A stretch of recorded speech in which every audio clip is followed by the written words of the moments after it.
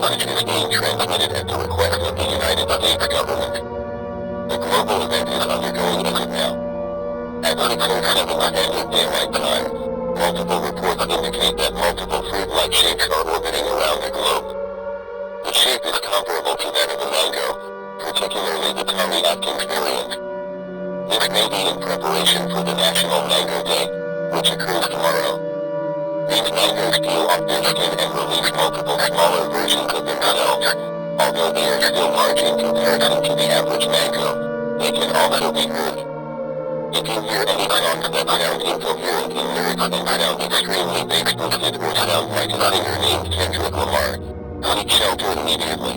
Discard of all mangoes and electronic devices as those are the main transporting methods of these creatures.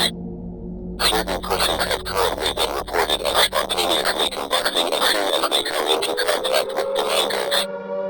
If you have been spotted by one, you are extremely recommended to end yourself, rather than having to die slowly while listening to incoherent noises until you eventually cannot hear anymore.